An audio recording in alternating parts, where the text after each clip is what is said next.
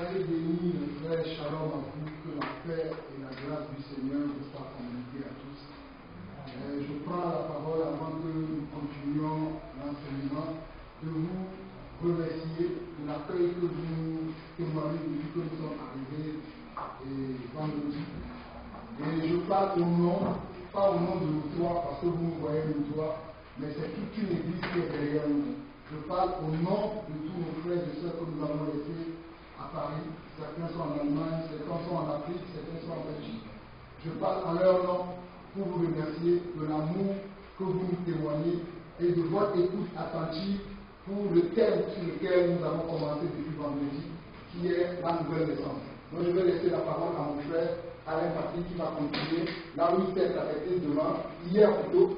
Et si nous pouvons apporter quelques informations encore en plus, nous prenons la parole selon que le Seigneur nous conduit. Soyez bénis. Amen.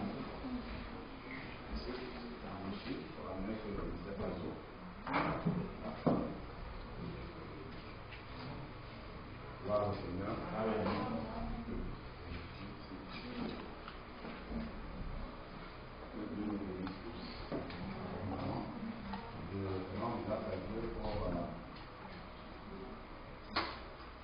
La présence des visages qui étaient là hier et qui sont encore là aujourd'hui. Et pour les nouveaux aussi. Ça montre vraiment que vous vous attendez à Dieu. Ne vous attendez pas à un homme, car l'homme ne peut rien faire pour vous. Mais Dieu lui peut tout faire pour vous. Donc, si vous êtes là, vraiment, le Seigneur veut faire quelque chose dans chacune de vos vies. Nous étions en train le matin, de marcher dans la rue et nous avons vu des constructions. Il y a pas mal de constructions là et dans la ville et nous voyons, nous sommes passés à un endroit, je ne sais pas comment s'appelle le quartier et nous avons vu en fait qu'on avait creusé une grande, je ne sais pas, un grand trou, appelons ça comme ça, mais vraiment très grand. Et il y avait des maçons en dessous qui étaient en train d'élever une fondation. Et j'ai interpellé mon frère, je lui ai dit, regarde un peu ce qu'ils sont en train de faire. C'est exactement ce que je fais. Si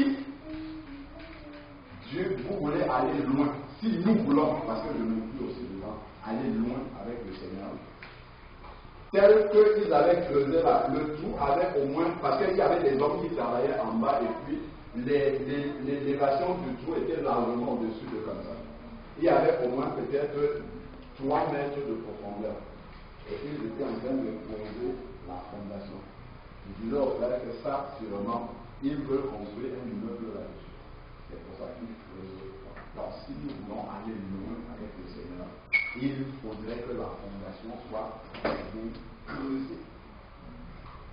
Si notre conversion est superficielle, notre marche avec le Seigneur sera superficielle. Ça ne va pas. Nous allons passer des années et des années avec le Seigneur, mais nous allons tourner en rond. Il n'y aura pas la croissance spirituelle. Normalement, comme nous voyons des enfants qui sont là, si le petit qui est ici, là, regardons comment il est tout petit. Si nous partons, nous revenons pour rendre visite dans 5 ans et qu'il est toujours comme ça. Est-ce que ça, si ça ne nous dérange pas, si on dit, mais ça c'est celui qu'on avait vu en 2019, nous revenons, si Dieu fait grâce, dans 5 ans, on le voit, il est toujours petit comme ça, on va demander. La réaction normale, c'est de demander où sont ses parents. On nous montre ses parents, qu'est-ce qui se passe avec lui? Qu'est-ce qu'il lui a pourquoi il ne grandit pas? Ça, c'est la réaction normale que nous devons avoir devant une telle, parce que c'est anormal qu'il reste comme ça. Mais c'est très curieux en fait que dans la vie de beaucoup d'enfants de Dieu, les années passent, on est toujours les mêmes, on ne grandit pas, il n'y a pas on ne sent pas vraiment la vie du Seigneur nous déborder. Parce que Dieu ne sauve pas, on parle de la nouvelle naissance. Dieu n'amène pas les personnes à la nouvelle naissance pour nous laisser là errer, assis là, sans progresser spirituellement, sans que nos vies portent du fruit. Ce n'est pas ça que Dieu fait. Si quelqu'un est authentiquement né de nouveau, sa vie doit porter beaucoup de fruits. Sa vie doit être radicalement transformée. Quand quelqu'un voit sa vie, on dit non, lui je l'ai connu hier. Il y a quelque chose qui s'est passé du moi. Sans que tu vous dites que voilà, je me suis converti. Ce sont les gens qui observent, ceux qui t'ont connu avant. Quand ils observent ta manière de vivre, ils disent mais attends, il y a quelque chose qui s'est passé dans ta vie. Tu ne réagis plus comme habituellement. Tu n'es plus attaché aux mêmes choses. Si tu étais attaché au feu de l'amour et que tu es converti, le soir au lieu de méditer la parole, tu es toujours assis devant les feux de l'amour, tu sais qui sort avec qui va finir avec qui est l'ex de l'autre, ainsi de suite. Là, il y a un vrai problème. Il y a un problème, c'est-à-dire que, en fait, quand tu nais de nouveau, l'essence d'intérêt de ta vie doivent changer. Et c'est quelque chose qui se fait naturellement. C'est-à-dire que l'Esprit de Dieu qui vient habiter en toi vient avec une nouvelle manière d'être, vient avec une nouvelle manière de réfléchir, vient avec un nouvel attachement. En fait, tes centres d'intérêt changent. Moi, en fait, il y a beaucoup de choses qu'on n'a pas dû me dire quand je me suis converti, que je n'ai jamais entendu dans une prédication. Mais simplement la soif qu'il y a de Dieu. Cette soif de Dieu dans mon cœur, en fait, transforme ta vie radicalement. En fait, ce qu'il faut qu'on sache, c'est qu'avec Dieu, c'est tout ou rien. Et ça, c'est un vrai problème chez certains enfants de Dieu. C'est qu'on veut donner un peu à Dieu et garder l'autre peu. Ça fait que nous marchons, on n'est ni satisfait dans le monde, parce que lorsqu'on va pratiquer les choses qui sont dans le monde, notre conscience nous accuse, on sait que c'est mauvais. Mais en même temps, tu ne peux pas être satisfait dans le Seigneur parce que le diable t'accuse avec ton pied qui est resté dans le monde. C'est ce qui fait que ta vie n'avance pas. Ta marche avec le Seigneur, elle est spirituelle, elle ne produit pas de fruit.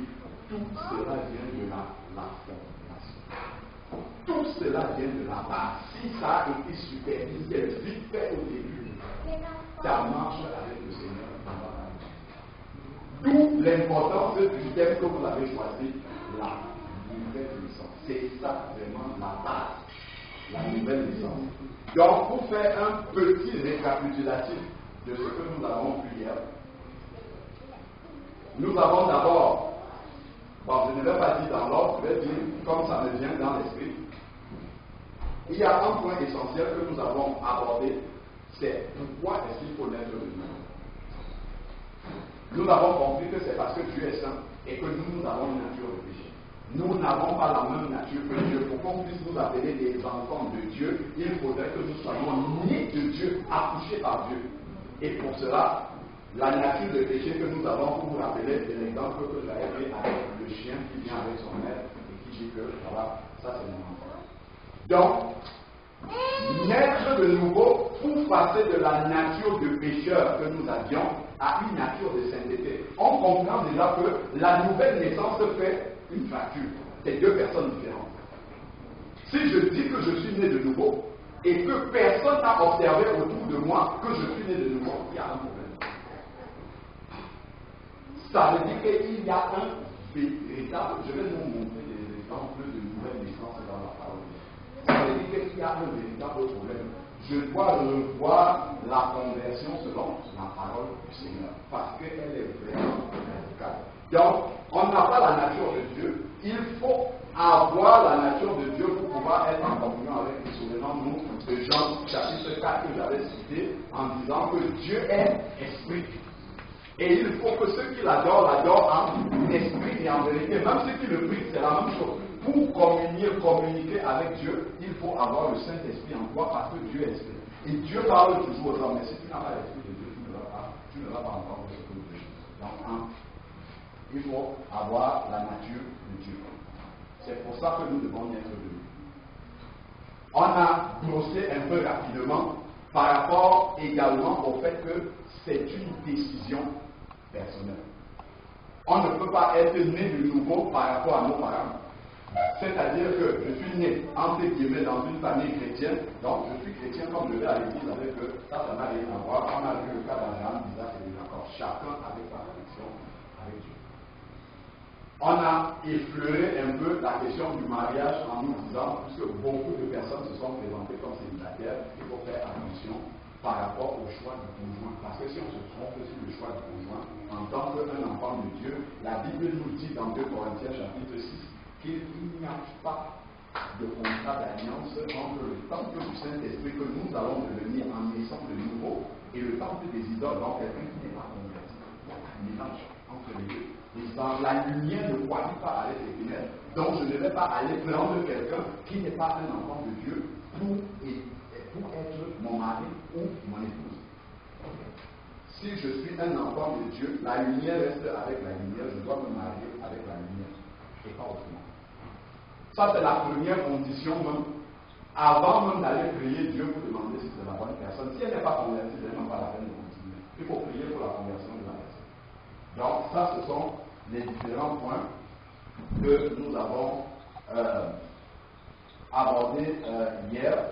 Je vais, pour continuer, lire un texte également qui parle de la nécessité de la nouvelle naissance. Et puis, on va commencer par la Jean chapitre 3. Que nous connaissons, c'est un exemple parmi plusieurs où Jésus a parlé de la nouvelle naissance. On a fait la différence aussi entre la religion et la relation personnelle avec Dieu. La religion, nous pratiquons des choses parce que nous sommes allés quelque part et on nous a dit de pratiquer ces choses-là. Quelqu'un qui a une relation personnelle avec Dieu, ça commence par la nouvelle naissance. Et ensuite, maintenant, il reçoit l'Esprit de Dieu et Dieu lui communique directement sa pensée et il décide d'y obéir. C'est totalement différent. Si j'obéis parce que j'ai peur de frère Alain, dans mon pays, devant lui, ça c'est la religion. C'est la religion. Si je fais des choses pour lui faire plaisir, je viens m'asseoir ici pour écouter les enseignements parce que frère Alain va me féliciter ou bien dire que c'est bien, ça c'est la religion. Mais si c'est dans mon cœur, que mon cœur bat par rapport au Seigneur directement, que je sois ici devant Frère Alain, que je sois en ville là-bas, quel que soit l'acte que je vais poser, je sais que Dieu est là et il voit ce que je suis en train de faire. Et ce que je fais, c'est pour réjouir le cœur de mon Dieu. Là, c'est différent, c'est une relation personnelle avec Dieu. Et c'est ça que la nouvelle naissance apporte. Et ça, c'est totalement différent de la religion. Dans Jean chapitre 3, mais il y avait parmi les pharisiens un chef des Juifs nommé Nicodème. Chef des Juifs. Donc voilà déjà. Mais il y avait parmi les pharisiens. Les pharisiens, en fait, c'était des Juifs qui non seulement appliquaient la loi de Moïse, mais ils allaient aux extrêmes. Ils en ajoutaient même. Pour paraître tellement parfaits devant Dieu. Et on nous dit ici qu'il s'agit d'un chef. C'est-à-dire que c'est quelqu'un qui enseignait aux Juifs la parole de Dieu. Donc, voilà quelqu'un comme ça, donc, qui peut être certain que si on ouvre la porte du royaume des cieux, c'est lui le premier en fait. Parce que non seulement il pense être sauvé, mais en plus il enseigne aux autres. Donc, il vient voir le Seigneur, il n'y a pas la question de la conversion là-dedans. Lui, il vient voir le Seigneur pour parler des miracles, des choses qui sont plus importantes que la conversion, parce que la conversion, c'est venu derrière lui. Beaucoup d'entre nous ici pouvons être dans ce cas-là. Nous pouvons croire que nous connaissons le Seigneur, alors que jamais nous n'avons rencontré le Seigneur. Lorsqu'on dit depuis quand tu marches avec le Seigneur, si tu rencontres deux personnes dans la rue qui sont en train de marcher ensemble, ça veut dire qu'il y a eu un moment où ces deux personnes-là se sont rencontrées dans la rue, où elles se sont entendues, elles se sont mises d'accord. Nous allons marcher ensemble. Moi, je ne sais pas, à Montfleury, moi aussi je vais là-bas, allons-y ensemble. Là, quand tu rencontres les deux personnes, c'est qu'elles se sont entendues avant de pouvoir marcher ensemble. Avec le Seigneur, c'est la même chose. C'est par la nouvelle naissance que nous prenons la décision de marcher avec le Seigneur Jésus-Christ et c'est à un instant précis. Donc, s'il n'y a jamais eu un engagement personnel de marcher avec le Seigneur, une décision individuelle sans subir la pression de personne dans notre vie, ça veut dire que nous ne sommes jamais menés du tout.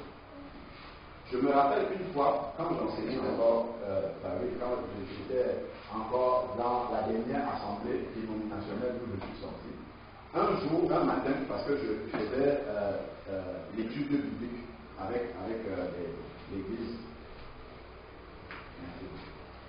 Donc, pendant l'étude biblique, on était en train de partager sur l'évangélisation. Et j'étais en train de leur dire, ou bien de dire que pour aller évangéliser quelqu'un, amener quelqu'un à Christ, la toute première chose dont tu peux parler de Christ, c'est de parler de ce qu'il a fait dans ta vie. Si Christ n'a rien fait dans ta vie, qu'est-ce que tu vas aller annoncer à l'autre? Si tu n'as pas expérimenté Christ toi-même, qu'est-ce que tu vas dire alors? Tu vas lui raconter une belle histoire que tu as eue dans un livre. Mais donc, toi-même, tu es étranger.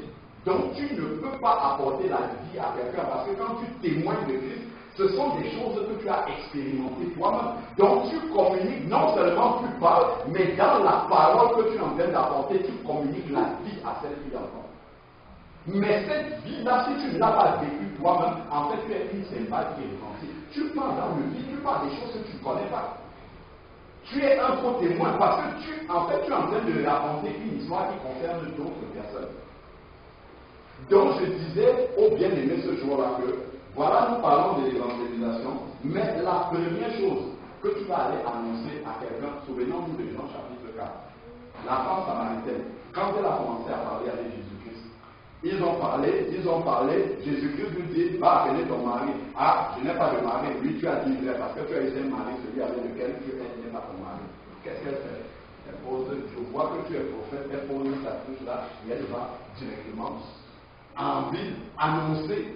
Qu'est-ce qu'elle annonce? J'ai rencontré quelqu'un qui m'a dit ce que j'ai fait. Elle peut dire la rencontre qu'elle a eue avec Jésus-Christ et ce qui s'est passé. C'est sur ton témoignage que tu vas appuyer vraiment l'évangélisation. Donc, je dis au bien-aimé, lui on veut sortir pour aller évangéliser les gens dans la rue, c'est très bien, c'est une très bonne motivation.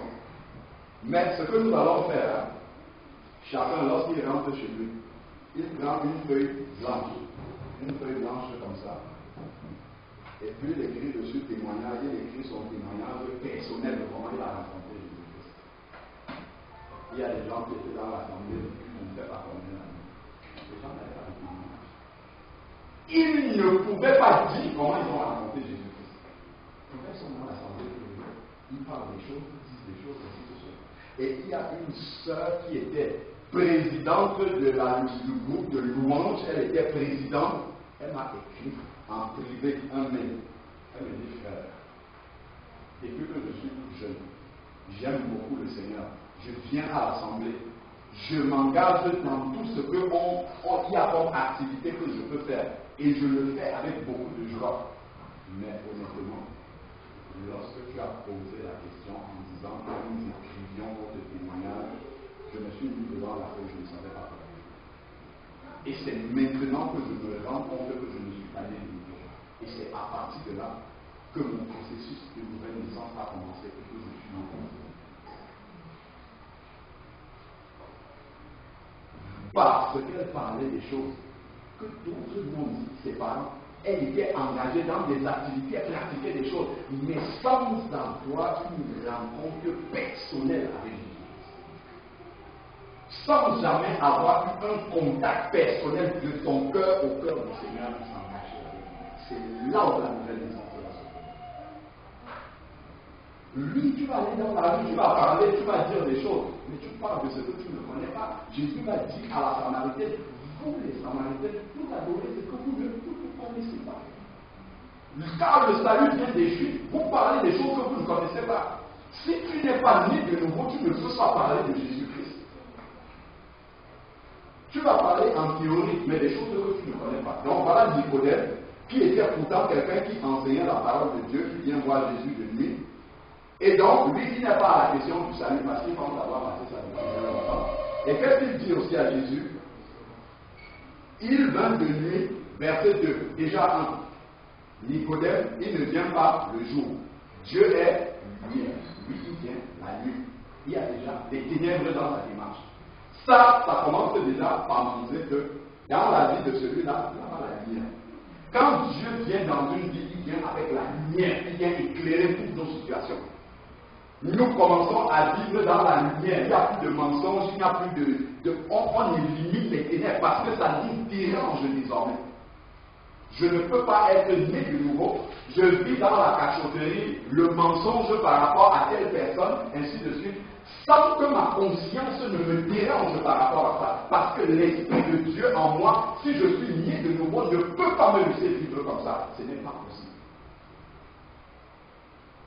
Ça fait la différence entre la religion et la relation personnelle. Quand on a la religion, si les hommes ne nous ont pas vu faire quelque chose qui est mal, notre conscience est apaisée. Par contre, quelqu'un qui est né de nouveau, même s'il est seul dans les toilettes là-bas, dans une chambre éteinte, dans le noir, s'il a fait quelque chose qui ne glorifie pas Dieu, il n'est pas tranquille jusqu'à ce que la chose soit réglée. Il ne peut pas rester tranquille comme ça. Ayant l'Esprit de Dieu lui a montré que ça ce n'est pas bon. Il est resté tranquille. C'est qu'il n'y a pas la nouvelle naissance. C'est important vraiment de comprendre ces bases-là pour pouvoir avoir vraiment une bonne fondation sur laquelle le Seigneur va pouvoir poser les fondements. Donc voilà Nicodème qui vient dans les ténèbres. Alors que Dieu est lumière, nous dit 1 Jean, chapitre 2, verset 5 et suivant, Dieu est lumière et il n'y a pas de ténèbres en nous.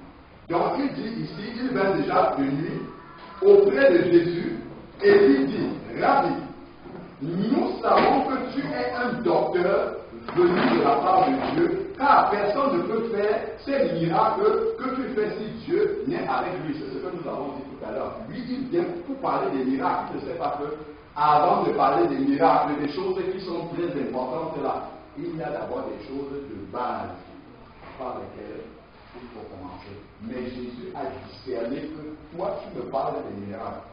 Ça, ce sont des choses qui viennent en fait. Mais la base, tu ne l'as pas. Même comme tu es le docteur en Israël. Regardons ce que Jésus lui dit. Donc, Jésus va lui répondre au verset 3. Jésus lui répondit, en vérité, je te le dis, si un homme naît de nouveau, il ne peut voir le roi. C'est-à-dire qu'il n'est même pas sur le chemin voyant le royaume de Dieu devant. Il ne le dit pas à une prostituée. Il ne le dit pas à un collecteur d'impôts malhonnête. Il le dit à quelqu'un qui a la Bible, la Torah tous les jours. C'est à lui que Jésus dit ça. Donc Jésus ne s'est pas laissé embobiner par la question sur les miracles pour dire que ah non, mais ça, c'est vraiment un enfant de Dieu, il connaît la parole. Jésus a touché là où il y avait le problème, la nouvelle naissance. Même si tu enseignes les personnes, la nouvelle naissance. J'avais suivi le témoignage d'un pasteur, il a été pasteur jusqu'à près de 70 ans, il a pris même la retraite comme pasteur. C'est après, en retraite, il s'est converti plus ou moins. En retraite. Tout ce qu'il a enseigné aux gens, il a fait ça. Tout ça, ça lui venait d'où? La nouvelle naissance, c'est la base. Donc, Jésus le ramène sur le droit chemin, tu dois d'abord commencer par là. Donc, si tu ne nais de nouveau, tu ne peux, si en vérité, je te le dis, si un homme ne naît de nouveau, il ne peut voir le royaume de Dieu. Nicodème lui répondit, mais comment un homme peut-il naître quand il est vieux?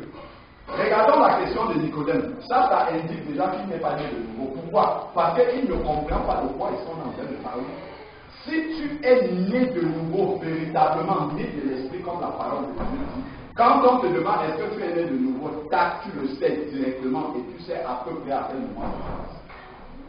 De la même manière que quand un enfant commence à grandir là et qu'il peut parler, tu lui demandes sa date d'anniversaire, sa date de naissance, il peut, même s'il ne sait pas exactement, il peut te s'expliquer comme ça. Donc voilà. Ensuite, maintenant, verset 4. Peut-il une seconde fois entrer dans le sein de sa mère et naître? Donc on voit que Jésus parle un langage, parle de la nouvelle naissance. Ça, c'est un langage spirituel. Et Nicodème est dans un langage de la chair. Il parle lui parle de la naissance charnelle. Jésus parle de la naissance spirituelle. Donc, déjà, quand quelqu'un n'est pas né de nouveau, vous lui parler de la parole de Dieu, vous allez parler à un langage qui ne comprend pas. La Bible nous dit que l'homme charnel ne reçoit pas les choses spirituelles et il ne le peut même pas. Il ne peut pas comprendre ce qui vient de Dieu. Ça va être de la folie pour lui. C'est ce qui se passe avec Nicodème quand il n'y a pas la Bible. Pourtant, c'est un docteur en Israël, comme lui dit le Seigneur après. Donc ensuite, maintenant, Jésus lui répondit une deuxième fois, en vérité, je te le dis, si un homme ne naît pas d'eau et d'esprit, il ne peut entrer dans le royaume de Dieu, même quand un enfant physiquement doit naître. Qu'est-ce qui se passe? La poche des eaux se fait, s'il y a l'eau qui sort, et puis l'enfant sort. S'il ne naît d'eau et d'esprit, mais il faut que l'esprit vienne pour régénérer la personne, pour que la nouvelle naissance puisse se produire. S'il ne naît d'eau et d'esprit, il ne peut entrer dans le royaume des cieux. Donc voilà vraiment une question fondamentale que vous avez posée ici, la question de la nouvelle naissance. S'il n'y a pas de nouvelle naissance, peu importe toutes les activités et tout ce que nous pouvons manifester dans l'Église, nous ne pouvons pas entrer dans le royaume des cieux. Parce que Dieu est esprit. Ceux qui entrent là-bas sont ceux qui sont nés de l'esprit. Donc, et il faut être sûr, j'ai entendu le frère tout à l'heure quand il parlait, il parlait que nous sommes nés de nouveau, nous sommes nés par la parole, et c'est écrit dans la Bible, effectivement. Nous devons être engendrés par la parole de Dieu. C'est cette parole de Dieu-là qui fait naître de nous. À tous ceux qui l'ont reçu, elle a donné le pouvoir de devenir enfant de Dieu, comme le frère avait compris. Hier là, on ne naît pas chrétien, on le devient. Elle a donné, c'est la parole de Dieu qui a donné le pouvoir de devenir enfant de Dieu, parce qu'on a satisfait à ce qui est là. Et Dieu a envoyé son esprit pour comprendre cela. Donc ensuite ici, donc voilà Nicodème qui entend ces paroles-là, il ne peut pas entrer dans le royaume de Dieu. Ce qui est né de la chair est chair, et ce qui est né de l'esprit est esprit. C'est-à-dire que même si toute ma famille est née de nouveau, et que je suis lié à eux simplement parce que je suis né dans cette famille-là, c'est une relation de la chair et de l'esprit. Ça ne fait pas de moi un enfant de Dieu. Par contre, ce qui est de l'esprit est de l'esprit aussi. Si je suis né de nouveau, ça peut être mes frères et sœurs dans la chair, mais en plus de ça, nous sommes frères et sœurs dans le Seigneur parce que unis par le même esprit. Ça ne se mélange pas. Ce qui est de la chair est de la chair, et la chair ne peut jamais se mélanger avec l'esprit. Donc c'est important de faire la religion, ça c'est charnel. Ça, c'est des choses qui viennent de la chair. Par contre, la relation personnelle avec Dieu est ce qui vient de l'esprit. Donc, voilà un peu un cas. Verset 6 maintenant. Verset 7, pardon. Ne t'étonne pas que je t'ai dit qu'il faut, c'est indispensable, il faut que vous naissiez de nouveau. Jésus le dit à un docteur parisien, donc qui est censé bien connaître la parole de Dieu. Il lui dit, ne t'étonne pas. Ne t'étonne pas. C'est comme si on dit, on va aujourd'hui, il y a quelqu'un qui a le prix de Pâques, on l'appelle le vicaire de Christ. Beaucoup de personnes pensent que c'est le représentant de Dieu. Si on va dire maintenant au pape, est-ce que toi tu es né de nouveau? Ça peut choquer certaines personnes. Parce que pour nous, c'est Christ manifesté. Mais si on ouvre la parole de Dieu là, on lui dit, on va lire ça tout à l'heure. Voici comment il faut naître de nouveau. Monsieur le pape François, est-ce que c'est comme ça que vous êtes né de nouveau? Mais s'il ne peut pas répondre à cette question-là, Dieu ne va pas regarder son titre de pape. Dieu ne. C'est écrit dans Jean, regardons un peu. Jean chapitre 12, c'est très important de voir ça. Jean chapitre 12, verset 48. Après, on va revenir. Regardons Jean chapitre 12, verset 48, parce qu'il ne faut pas se tromper et se flatter par nos propres raisonnements, par les choses que les hommes disent. Hier, on a dit que toute écriture est inspirée de Dieu, utile pour convaincre, pour enseigner et pour redresser. Donc, nous devons toujours regarder tout par rapport à la parole de Dieu, pour éviter de nous tromper nous-mêmes, si nous sommes nés de nouveau par c'est pour ça que nous étudions tout ce que nous étudions là. Donc, Jean chapitre 12, verset 48, il est écrit quoi? Ici, là. Jean 12, verset 48. Celui qui me rejette et qui ne reçoit pas mes paroles, c'est Jésus qui est en train de parler. à son juge. La parole que j'ai prononcée, c'est elle qui vous jugera le dernier jour. Donc, au moment où il faudra faire entrer effectivement les gens au dernier jour dans le royaume des cieux, Jésus ne va pas regarder si tu étais le pasteur d'une assemblée. Il ne va pas regarder si tu étais le pape de toute l'église catholique. Il ne va pas regarder si c'est toi qui as fondé l'église adventiste. Il ne va pas regarder si c'est toi le plus grand chez les témoins de Jéhovah. Il va te demander, est-ce que tu es né de nouveau selon ma parole? Ce n'est pas né de nouveau selon ce que vous enseignez à l'église catholique, selon ce que les adventistes, c'est ce qui est écrit dans la parole. C'est ça qu'il va te demander. C'est cette parole-là qui te jugera au dernier jour. Donc si tu n'es pas né de nouveau selon la parole de Dieu, en fait Jésus te dira, je ne te connais pas. Je ne t'ai jamais connu, c'est ce qui est écrit. Et ça peut choquer quand on dit comme ça, mais c'est ce qui est écrit dans la parole. Je ne t'ai jamais connu. Ah, c'est moi qui chantais à l'assemblée, c'est moi qui... Mais je ne t'ai jamais connu. Connu, ça veut dire quoi dans la parole de Dieu déjà? Dans le langage physique. C'est écrit dans Genèse chapitre 4 que Adam connut Ève et il eut un enfant qu'ils ont appelé Caïn. Connaître dans le sens biblique, c'est avoir de l'intimité ensemble. Même dans le domaine spirituel, quand il dit je ne vous ai jamais connu, ça veut dire que nous n'avons pas de relation ensemble. Nous n'avons pas d'intimité ensemble. Et pour qu'il y ait cette intimité-là, il faut le Saint-Esprit.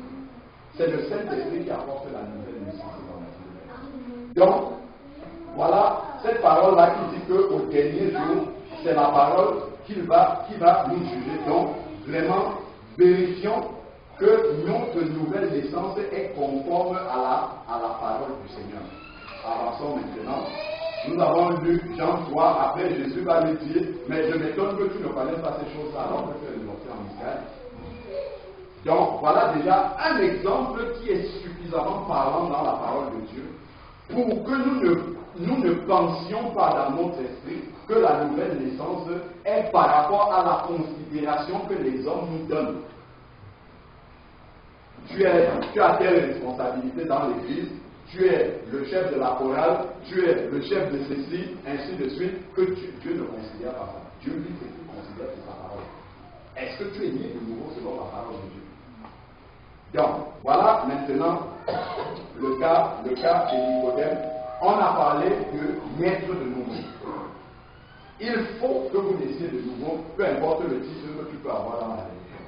Maintenant, comment est-ce qu'on est de nouveau? On a compris pourquoi est-ce qu'il faut naître de nouveau, parce que nous sommes pécheurs et que Dieu est nous. Maintenant, on a vu l'obligation de naître de nouveau, parce qu'il n'y a pas d'autre choix pour entrer dans le royaume des cieux. Autant nous sommes nés selon la chair, comme ces enfants-là, nous sommes entrés dans le monde, autant il faut naître de l'esprit pour entrer dans le royaume des cieux. Donc maintenant, comment est-ce que nous devons naître de nouveau? Le frère qui introduisait tout à l'heure avait déjà donné cette parole-là. Je crois que c'est dans 1 Pierre que c'est écrit que vous avez été engendrés par une parole incorruptible. Si quelqu'un connaît le verset, il peut me communiquer ça, s'il nous plaît, pour gagner du temps. Je vais essayer de retrouver ça aussi.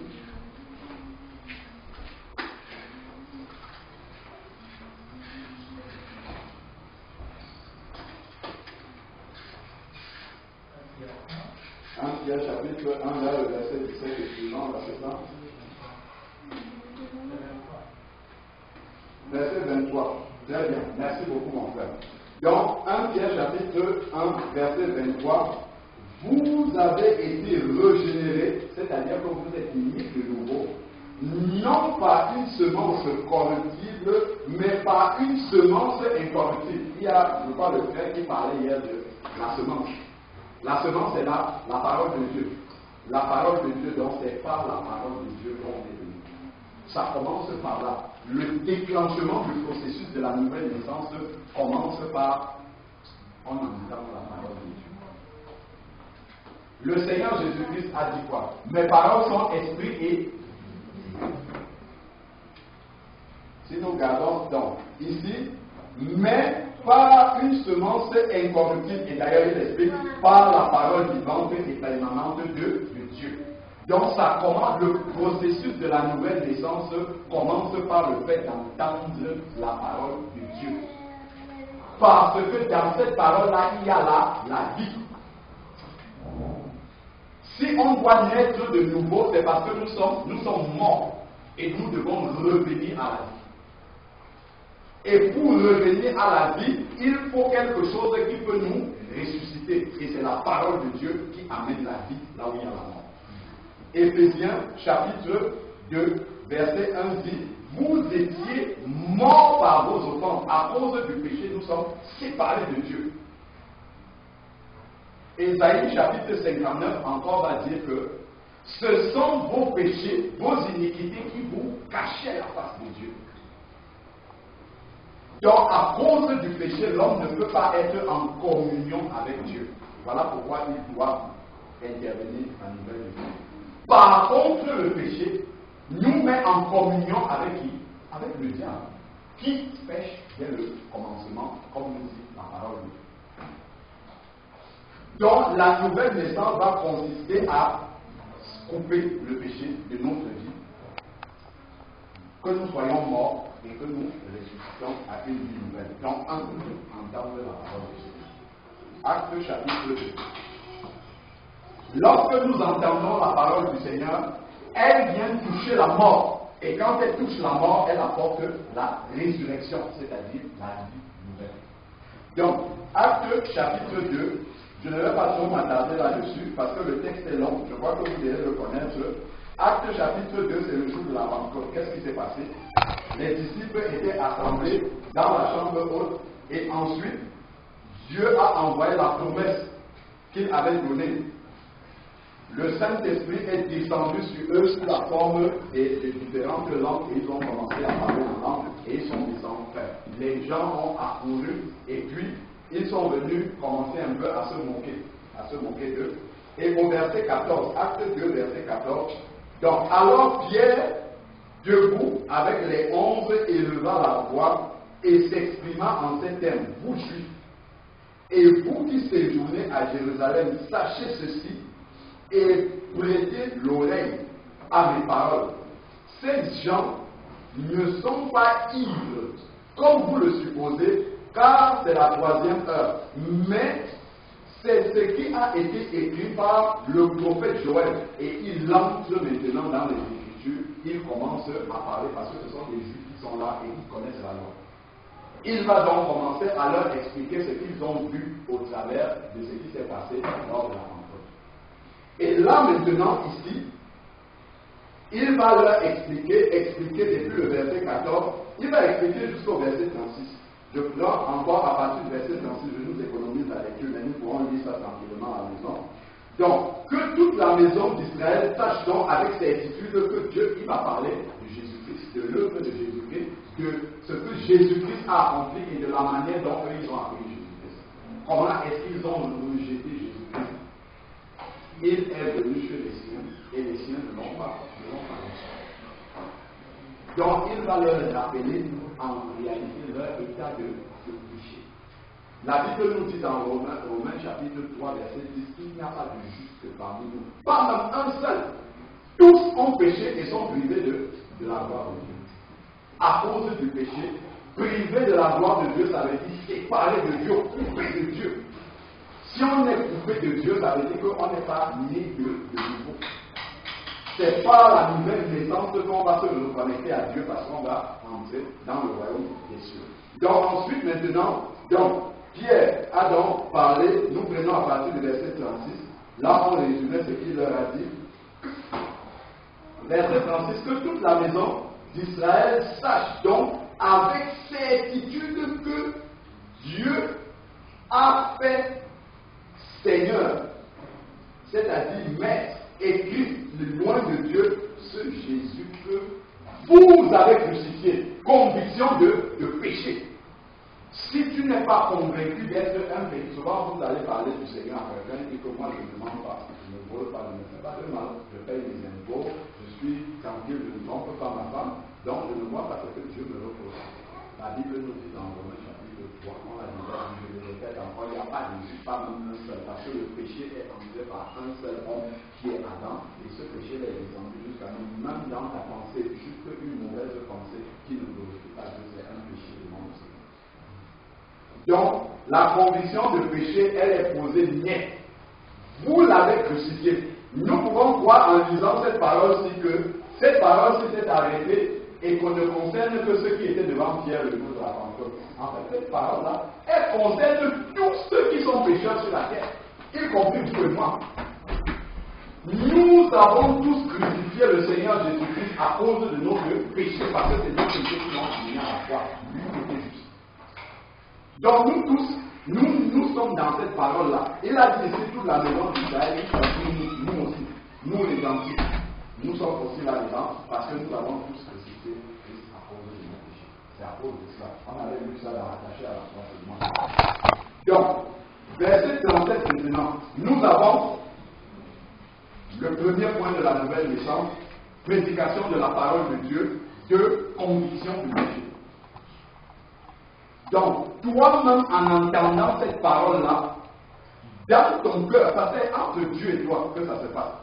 Dans ton cœur, tu reconnais ton état de péché. Tu reconnais que là, parce que Dieu, en fait, a créé l'homme en lui donnant la conscience. Quand tu fais mal, même si tu n'as pas le Saint-Esprit, tu sais que là, j'ai fait mal. La vérité, c'est par exemple que quelqu'un ne peut pas entrer là et dit, bon, qu'est-ce qu'il y a là ici? Peut-être la chaise là, ça me plaît. Vraiment, aller à manger le grand restaurant. Il prend ce qu'il en dit, ça aussi, ça me plaît, quand il sort, il part. Un cambrioleur ne peut pas agir comme ça.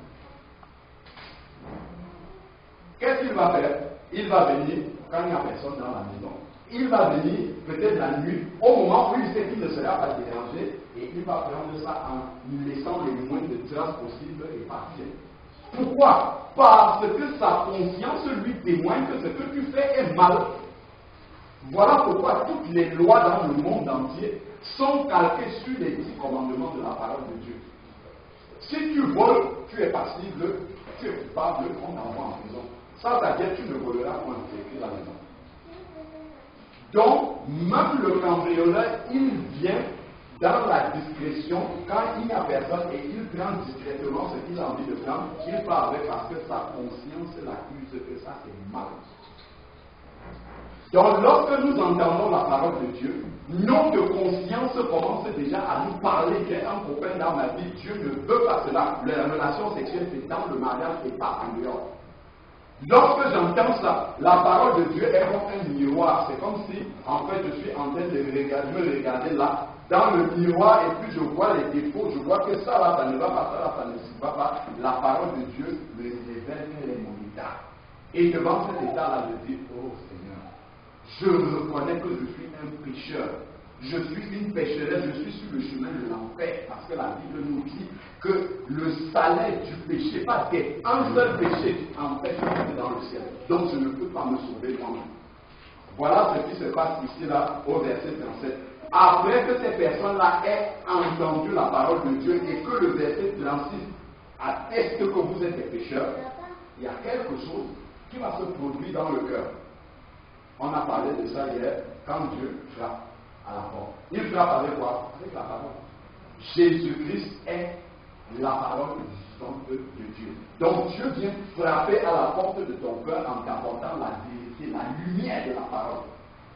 Soit tu dis, ok, Père, voici toutes mes ténèbres, éclaire ça, je te demande pardon et je veux sortir de là. Ou bien tu dis, je préfère encore rester et vivre comme ça. Quand il frappe, soit tu ouvres, il entre. Soit tu laisses la porte fermée, il passe. Donc ici, leur cœur a été vivement touché. C'est ce que nous dit le verset 37 par la prédication de Pierre. Ils ont reconnu leur état de péché et ils ont pris la décision personnelle de sortir de cet état. Voilà la deuxième étape de la nouvelle naissance. 1. Prédication de la parole de Dieu. 2. Le cœur est touché. 3. Je prends une décision. Quand j'entends la parole de Dieu, ce n'est pas pour dire que le frère a bien prêché, il a bien parlé. S'il a bien parlé et que ça ne change rien dans ma vie, ça ne sert à rien du tout. La parole de Dieu est prêchée pour que nous prenions des décisions et Dieu nous aide à pouvoir marcher dans ces décisions. C'est ça, c'est comme ça que la nouvelle naissance commence à opérer dans une vie. Donc, après avoir entendu cela, ils eurent le cœur vivement touché. Voilà cela. Et il dit à Pierre, donc ils ont pris une initiative de ne pas rester dans cet état-là, de sortir de cet état. Et ça, personne ne les a forcés. On leur a prêché la parole et ils ont décidé. Donc c'est vraiment, parce que si c'est quelqu'un qui te force à te convertir. Mais quand tu auras, parce que la marche chrétienne, peut-être quand les frères va aborder ce sujet-là, elle n'est pas toujours simple. Elle n'est pas toujours facile. Il y aura des difficultés, il y aura des combats, il y aura des épreuves. Il y aura une vraie formation de Dieu. Donc, si au départ, on n'a pas pris un vrai engagement, une alliance, le frère parlait de ça, une alliance personnelle avec Dieu, on va renoncer immédiatement. Dès qu'il y aura la moindre difficulté, non. Si c'est ça, être chrétien, c'est tout. Si c'est moi, je préfère avant ma vie, on va retourner. Mais si c'est toi-même qui as pris l'engagement sans la pression, que tu as juste entendu la parole, tu as dit non, je ne peux plus vivre dans cet état. Je ne peux pas me livrer aux passions de la jeunesse et être perdu à la fin. Ce Dieu-là, à qui j'ai toujours vécu loin de lui, j'ai fait ce qui est mal à ses yeux, mais il est mort à la croix pour nous. Pour moi, je veux m'engager et répondre également à cet amour. Si c'est toi-même qui as pris cette décision, la tant que personne ne te force, devant ces épreuves-là, tu vas te souvenir de cet engagement et tu vas aller pour pouvoir honorer maintenant ce que le Seigneur te demande de faire et tu ne vas pas renoncer devant les épreuves. Donc, leur cœur a été vivement touché. Donc, quand quelqu'un va par exemple venir nous dire, ou venir nous dire, moi je suis né de nouveau, j'ai été baptisé bébé. Donc, je suis né de nouveau. Regardons ce qui est écrit ici là. Il eut le cœur vivement touché. Expliquez-moi un peu, là où on est en train de prêcher là. Est-ce que s'il y avait un bébé ici là, qu'on baptise seulement si c'est celle-ci, est-ce que son cœur peut être vivement touché? Comment nous est-ce qu'on peut savoir que le cœur de l'enfant est vivement touché? Pour l'amener, pour la baptiser. Comment est-ce qu'on peut le savoir? La Bible nous dit également dans Romains chapitre 10 verset 9, celui qui croit au Seigneur Jésus. Ah non, je ne vais pas paraphraser, je vais dire ça. Confesse de sa bouche. Voilà, celui qui confesse de sa bouche le Seigneur Jésus-Christ et qui croit dans son, je vais même rajouter, dans son propre cœur, que Dieu l'a ressuscité dans ses morts, il sera sauvé. Comment peut-on croire comme ça que dans son propre cœur que Jésus-Christ a été ressuscité? Donc on prend un enfant comme ça qui n'a rien demandé, qui n'a pris aucune décision, on met les gouttes d'eau sur sa tête et on dit, tiens, cet enfant-là, le péché originel est sorti, elle est née de nouveau. Tout ce que nous sommes en train de lire là détruit tout cela. Et ça nous ramène à Jean chapitre 12, verset 48. Donc si on nous a trompé comme ça, on nous a dit que voilà comment on est de nouveau, on te prend bébé comme ça, on te met des gouttes d'eau sur la tête, après tu passes des sacrements, et de suite. Pas de sacrement. Donc malheureusement, le dernier jour, Jésus, on a dit que lui va ouvrir la parole. Et il va dire, tu as suivi les sacrements, tu as fait la première communion, la deuxième, la troisième, la réaffirmation, la confirmation, où est-ce que c'est écrit ici? Qu'est-ce que tu vas pouvoir dire? La Bible dit dans Romains chapitre 3, verset 10, que tout Dieu sera permis devant le Seigneur. Parce que tu n'auras aucun appui dans sa parole pour dire que ce que j'ai fait là est juste. Donc tu n'es pas né de nouveau selon la parole du Seigneur. Tu n'es pas né de nouveau de cette manière-là. Donc tu n'as aucun argument à apporter devant Jésus-Christ. Et d'ailleurs, il n'y aura même pas d'argument à apporter devant Jésus-Christ.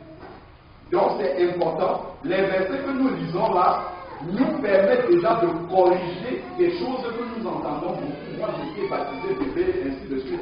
Si dans ton propre cœur n'a jamais été touché, si tu n'as pas cru dans ton propre cœur, c'est aussi simple que ça. Quelqu'un qui est né de nouveau véritablement, il ne discute pas avec ces choses-là. Le corps, c'est le temple saint du Saint-Esprit. Ce corps-là, la Bible nous dit dans Romains, chapitre 12, verset 1, que ce corps-là doit être offert comme un culte saint et agréable à Dieu. On ne joue pas avec même un marié. On ne peut pas avoir l'intimité avec sa femme et faire n'importe quoi. Que le lit conjugal soit exempt de toute souillure, c'est un corps saint. qui ne nous appartient même plus. C'est écrit dans 1 Corinthiens chapitre 6. Car ce corps a été racheté, glorifié donc Dieu dans ce corps-là. Mais ça, l'acceptation de cette vérité-là ne vient que du fait que nous nous sommes réellement repentis devant le Seigneur au départ. Sinon, quand on va nous prêcher la parole de Dieu, et que ça va bousculer nos habitudes, et que ça va nous déranger, au lieu de bénir le Seigneur et de dire, Seigneur, waouh, je bénis ton Seigneur, parce que le jour où tu te convertis, ce n'est pas le même jour que tu vas avoir la lumière de Dieu dans ta vie. Il y a peut-être des péchés que tu vas encore continuer à commettre en ignorant. Mais au fur et à mesure que Dieu éclaire ton esprit, tu abandonnes ces choses, tu dis, oh Seigneur, vraiment, pardon, moi je ne savais pas que toi aussi c'était péché. Tu mets de côté. Mais s'il n'y a pas eu cette décision initiale-là, tu vas commencer la philosophie. Ah, montre-moi où c'est écrit. Oh, où est-ce que ça c'est dit? Alors que la chose est claire dans la parole de Dieu. Donc la repentance, c'est la base de la conversion. Et il faut que cette repentance-là soit sincère. C'est entre Dieu et nous. Nous confessons cela à Dieu dans la sincérité. Tout à l'heure, nous étions en train de dire que le péché nous connecte au diable. Tellement nous avons pratiqué certains péchés que le péché même va nous lier au diable et créer ce qu'on appelle des liens spirituels par lesquels le diable a le droit légal spirituellement de venir agir dans notre vie. Je prends un exemple dont je parlais tout à l'heure là. Beaucoup d'entre nous, d'ailleurs, la plupart d'entre nous, nous avons eu des relations sexuelles avec plusieurs personnes en dehors du mariage. Dieu n'est pas là-dedans. Le diable, lui, par contre, lui, il est là-dedans. Donc, normalement, Dieu lui dit dans sa parole que la relation sexuelle est réservée au mari. Quand le diable vous voit en train de faire ça, qu'est-ce qu'il fait? Il en profite, il vient et dit, ah, voilà deux personnes qui font comme des mariés, on va sceller un mariage spirituel. C'est là où les personnes attendent des mariés. Quand tu commences à dormir, un homme, une femme vient commencer à avoir des relations sexuelles dans les rêves avec toi. Ça, t'as bien tout ça. Voilà comment le diable. D'ailleurs, il a ça ici, regardons. Ce que je nous dis là, on peut croire que nous sommes en train de parler en l'air. Regardons Genèse chapitre 6. Genèse chapitre 6 nous dit quoi? Lorsque les hommes eurent commencé à se multiplier sur la surface du sol, et que des filles leur furent nées, les fils de Dieu, ça ce sont les anges, virent que les filles des hommes étaient belles, et ce fut parmi elles qu'ils viennent choisir leur femme. Est-ce que nous pensons que les anges sont venus physiquement comme ça? On parlait du mariage hier, ils ont pris les filles des hommes, on va à la mairie pour se marier. Non, c'est spirituellement que ça se passe. Ce sont des choses qui ont existé dans la parole de Dieu et qui continuent à exister lorsqu'on n'est pas dans la volonté de Dieu. Et donc, ils ont choisi parmi eux des femmes. Alors l'Éternel dit, mon esprit ne restera pas toujours dans l'homme, car celui-ci n'est que chair et ses jours seront de 120 ans. C'était l'époque où il y avait des géants sur la terre, après que les fils de Dieu, c'est-à-dire des anges, qui ont perdu d'ailleurs leur position, qui sont devenus des anges déchus, que nous appelons des démons, furent venus vers les filles des hommes et qu'elles eurent donné des enfants qui sont les héros des anciens. Aujourd'hui, ça se passe aujourd'hui. Donc, toutes ces choses-là que nous avons amenées dans nos vies, s'il n'y a pas une repentance sincère, Dieu ne va pas couper ces choses-là. Nous avons dit que nous sommes enfants de Dieu, mais nous aurons les visites la nuit, tel démon vient, il couche avec toi, le lendemain, un autre vient, ainsi de suite. Parce que on n'a pas coupé. Repentance sincère. Quand on coupe comme ça, c'est terminé. Quand un homme arrive là, tu n'es pas mon mari, moi je ne veux pas entendre parler de ça. C'est dans la repentance. Sinon, on va commencer à dire, ah, on peut quand même, on peut cesser. Montre-moi d'ailleurs où c'est écrit que la fornication est interdite. C'est parce qu'il n'y a pas, le cœur ne veut pas vraiment se soumettre au Seigneur pour que la volonté de Dieu vienne dans la vie. On va commencer à raisonner, on va commencer à demander des explications, alors que si on est vraiment né de nouveau, qu'on a laissé le Seigneur agir dans notre vie, ça ne se discute pas. Au contraire, on va bénir le nom du Seigneur, que la lumière est venue dans notre vie et que nous allons sortir de là et que Dieu va vraiment conduire notre vie. Donc, c'est la repentance. Donc, le cœur est touché, on prend une décision, on entre dans la repentance. Donc, on a une définition de la repentance dans Proverbe chapitre 28, verset 13, qui dit celui qui cache ses transgressions ne prospère pas, mais celui qui les confesse, qui dit avec sa bouche. Mais le verset ne s'arrête pas là. Donc, dis Seigneur, oh, je te demande pardon pour ça, ça. Demain, tu es encore en train de faire la même chose, là, tu es en train de blaguer avec lui. Il faut qu'en disant Seigneur, je te demande pardon pour telle chose, de la même façon, quand les paroles là sortent dans ta bouche, le cœur est décidé à abandonner. Si Dieu voit un tel cœur qui est décidé à abandonner, il donne la capacité. Même si c'est difficile, la Bible nous dit que vous n'avez pas encore lutté contre le péché jusqu'au sang. Si Dieu voit quelqu'un comme ça qui lutte avec un péché qui est dans sa vie, qui veut se débarrasser, comment Dieu ne va pas venir ôter? Il va même mettre le dégoût de cette chose-là dans ton cœur. Lorsque tu verras, tu seras dégoûté. Je vois des personnes qui m'appellent des enfants, des gens qui sont des enfants de Dieu. Ah, frère, j'ai du mal à abandonner la cigarette. Comment tu fais pour avoir du mal à abandonner la cigarette en fuyant le temple du Saint-Esprit? Comment tu fais? Moi, je dis toujours à ces bien-aimés, c'est parce que au fond de ton cœur, tu aimes encore cela. Tu vas dire, j'ai pris la décision, mais quand tu passes, tu vois quelqu'un avec un paquet de cigarettes, tu dis, ok, Seigneur, je ne lui ai pas demandé, mais en même temps, tu te dis, tu te proposes. Et quand tu vas te proposer, tu vas prendre, et tu vas dire, ah, lui, il n'a pas demandé, on me l'a donné. Le cœur est tordu devant le Seigneur. Quand il y a une pierre, quand le cœur est droit devant Dieu, on accepte que Dieu travaille en profondeur dans notre vie. Donc la question de la repentance est vraiment une question centrale dans la conversion, dans la nouvelle maison. Donc une fois, l'apôtre Pierre a dit, repentez-vous. Ensuite, maintenant, que chacun de vous soit baptisé. Donc, lorsque tu te repens de tes péchés, et que tu décides de suivre le Seigneur Jésus-Christ, le Seigneur a dit, allez, faites de toutes les nations des disciples. C'est-à-dire annoncer leur la repentance. Ceux qui se décident à se repentir et à suivre le Seigneur, ils deviennent des disciples, et donc il faut les baptiser. Donc on va les prendre. Pourquoi? Parce que tu étais un pécheur. À cause de tes péchés, tu étais mort devant Dieu. Dans la vie pratique de tous les jours, qu'est-ce qui se passe quand on est mort? On creuse un trou et on enterre.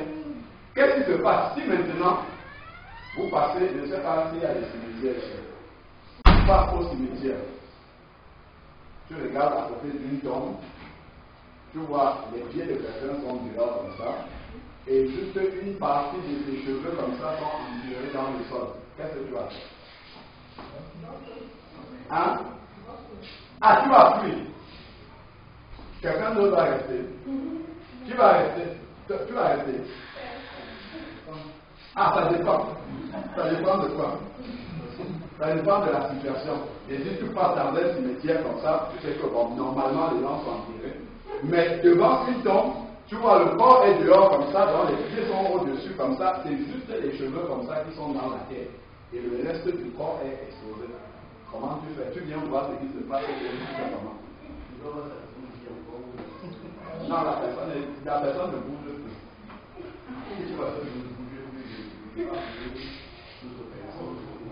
Ah, donc il y a quand même quelque chose qui ne va pas.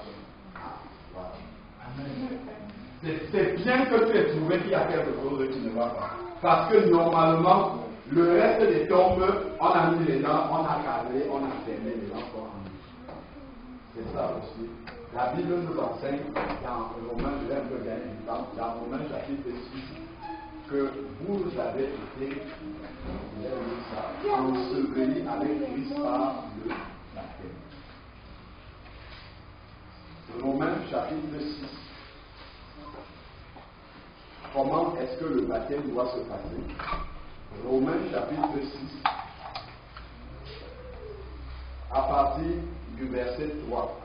Ignorez-vous que vous tous qui avez été baptisés en Jésus-Christ, c'est dans sa mort que vous avez été baptisés. Nous avons été plongés dans la mort de Jésus-Christ. Nous avons, verset 4, donc été ensevelis, c'est-à-dire enterrés. Nous avons été enterrés avec lui dans la mort par le baptême. Donc le baptême, c'est un enterrement. On doit enterrer. On doit enterrer quoi? C'est ton ancienne vie qu'on est en train d'enterrer parce que tu étais mort avant. Donc le baptême, c'est un enterrement afin que comme Christ est ressuscité d'entre les morts par la gloire du Père, de même nous aussi, nous marchions en nouveauté de vie. Donc le baptême, c'est un enterrement. On doit enterrer.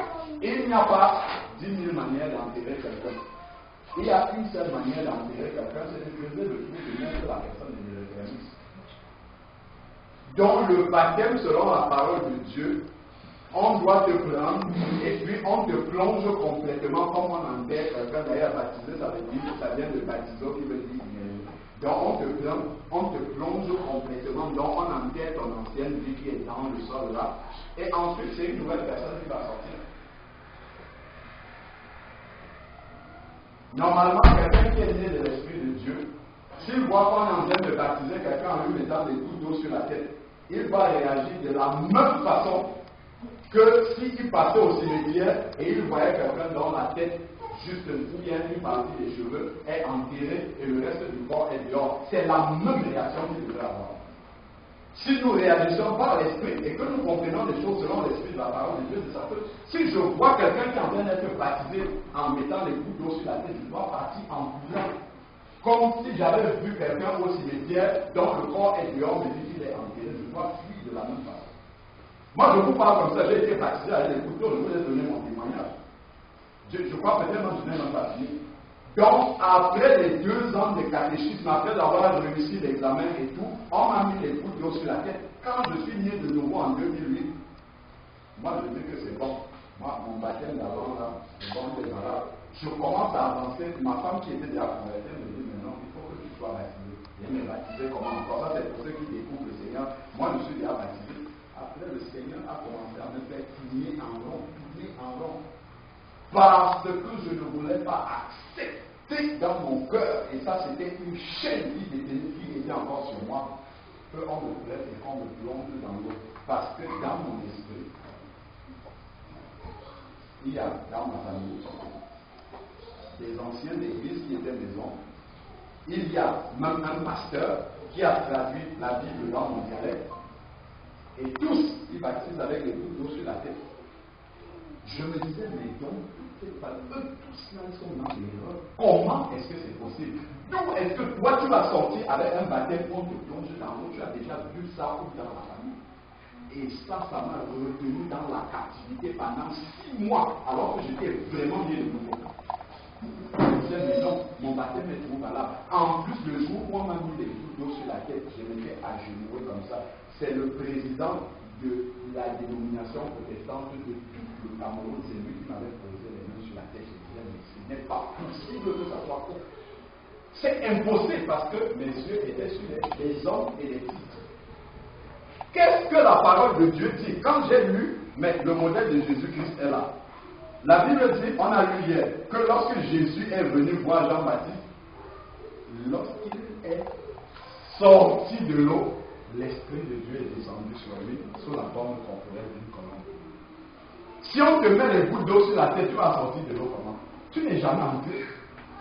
Si Jésus, qui est le chemin, la vérité et la vie, il n'y a pas deux chemins. Si lui est sorti de l'eau, d'où est-ce que tu vas revenir avec ça? Mon papa, mon propre papa, a résisté.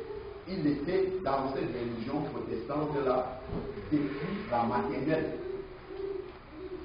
Mais en 2015, après plus de 60 ans dans cette église-là où il avait des responsabilités, où il prêchait la parole de Dieu, le Seigneur m'a donné encore de lui parler sans du baptême. Mon papa, à 70 ans, a accepté que je le prenne et que je le plonge dans le Amen. Parce qu'il avait compris. Ma maman avait d'abord emboîté ce chemin-là. Et un jour, on était en train de partager la parole de Dieu, comme ça, j'étais allé en vacances au Cameroun. Et le Seigneur me dit, tu parles maintenant. J'ai commencé à parler en disant, voilà, maman, elle a choisi le bon chemin. Si demain elle n'est plus, si elle meurt, je dirai devant tout le monde qu'elle a choisi le chemin de Jésus-Christ. Elle s'était vraiment repentie, elle s'est convertie, elle a accepté de passer dans les eaux du baptême. Mais mon papa, il avait du mal, il l'a persécuté même à cause de ça. Parce que comment lui, un responsable dans cette assemblée-là, sa femme va aller faire un baptême à côté. Non, ce sont des trucs des pentecôtes. Je dis, papa, c'est écrit dans l'état le chemin de Jésus. Il a dit, je suis le chemin, la vérité. Il n'y a pas un autre chemin. Quand tu vas te trouver devant lui, tu vas dire le baptême des gouttes d'eau sur la tête, la façon vue dans la parole. Qu'est-ce que tu vas dire devant le Seigneur? 2 jours après, contre toute attente que je n'aurais jamais, parce que mon papa connaît bien la parole de Dieu. Après avoir parlé avec lui, je lui ai dit, papa, je suis encore là pour 3 semaines. Si jamais ça t'intéresse, on va voir. 2 jours après, on est en train de manger à table comme ça. Mon papa me dit, par rapport à ça, nous avons discuté là-dessus. Ma maman a crié. Waouh! Comment elle fasquait tellement elle avait été. Il lui avait dit, mais toi, tu me connais, comment tu peux encore après plus de. Ma maman, elle s'est battue à 65 ans. Après plus de 50 ans dans l'église protestante, avec le couteau sur la tête. Quand elle a compris la parole de Dieu, je ne veux pas me confier aux hommes. Le jour où je partirai, c'est plus homme le Seigneur. Seul. Ce n'est pas mon pasteur ou ma personne ne pourra venir. Je vais répondre seul de cela. Ma maman a pris cet engagement. Elle est passée dans le monde baptême 65 ans après plus de 50 ans dans l'église protestante. Mon papa est passé dans les eaux du baptême à 70 ans après plus de 60 ans avec ce baptême. Là, sur le baptême avec les eaux. Parce qu'ils ont fait cette décision de s'engager dans la vérité avec le Seigneur. Et non pas ce que les hommes ont dit, nous on fait comme ça, non, mais selon la parole du Seigneur. Donc, le baptême, c'est un gouvernement. On peut dire une histoire de conversion après de laisser les frères intervenir. Il y a l'histoire de. Si nous regardons dans Genèse, je vais lire juste rapidement pour nous montrer ce qui doit se passer lors de la conversion. Genèse chapitre 12, nous connaissons ce qui s'est passé. Genèse chapitre 12, c'est quand Dieu a parlé à Abraham, comme on a dit que la nouvelle naissance est déclenchée par la parole de Dieu. Donc, dans Genèse chapitre 12, Dieu a parlé à Abraham. Dieu, qu'est-ce qu'il a dit à Abraham? L'Éternel dit à Abraham, va-t'en de ton pays et de ta patrie et de la maison de ton père vers un pays que je te montrerai, je ferai de toi une grande nation. Dans ça, ça vient. Voilà comment se passe la nouvelle naissance. Dans la nouvelle naissance, Dieu demande toujours de quitter. Là, il dit quitter les parents et tout. Il faut se séparer de ce qui est cher d'abord. On a lu tout à l'heure dans Jean 3, verset 6. Ce qui est cher, ce qui est esprit est esprit. C'est pas donc, dans la nouvelle naissance, il y a un départ de ton ancienne vie. Abraham, toi tu es né là-bas dans ta famille, il faut que tu partes. Si on regarde dans Exode également, Moïse, c'était la même chose. Lorsque Moïse a tué l'Égyptien, il est venu pour essayer de régler le conflit entre ses frères qui étaient là. Ça, c'est quelqu'un qui essaye de travailler pour Dieu alors qu'il n'est pas né de nouveau. Il a mis ce pharaon, sur le diable. Et il veut régler la justice de Dieu. Ce n'est pas possible. Si tu n'es pas né de nouveau, tu ne peux pas commencer à travailler pour Dieu. Il faut que tu naisses de nouveau. Il fallait que Moïse sorte de ce pharaon là-bas. Il faut que tu divorces avec le diable. Donc, à partir de cet événement-là, quand l'Israélite lui a dit que tu peux me tuer comme tu as tué l'Égyptien, il est sorti de l'Égypte. Donc, il est né de nouveau. Voilà comment, en fait, il faut partir toujours de son ancienne vie. Tu ne peux pas dire que tu es né de nouveau et rien n'a changé dans ta vie. Ce n'est pas possible. La nouvelle naissance est comme un tremblement de terre qui arrive dans ta vie. Quand les gens te voient, ils ne le reconnaissent pas ce que tu es. Regardons un exemple. Luc chapitre 24. à partir du verset 13. Nous avons dit tout à l'heure en lisant dans Romains 6 que lorsqu'on te plonge dans les eaux du baptême, c'est le symbole de l'enterrement et ensuite tu ressuscites à une vie nouvelle pour vivre en nouveauté de vie.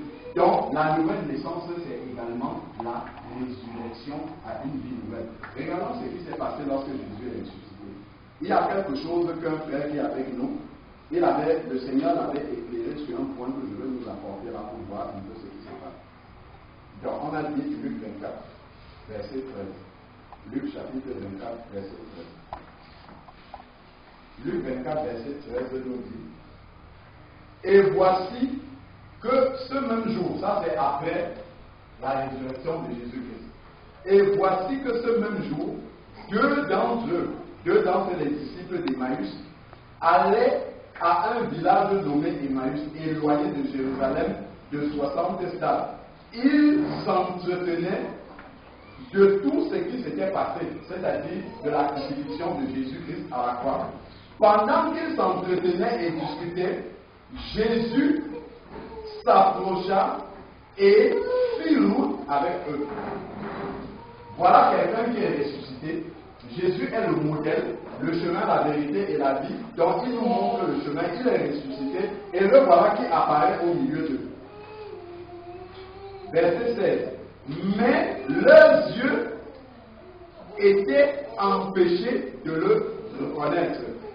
Il leur dit: quels sont ces propos que vous échangez en marchant?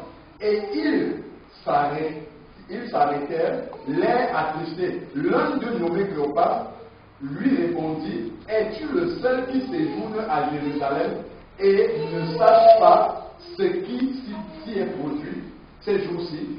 Quoi? Leur dit-il.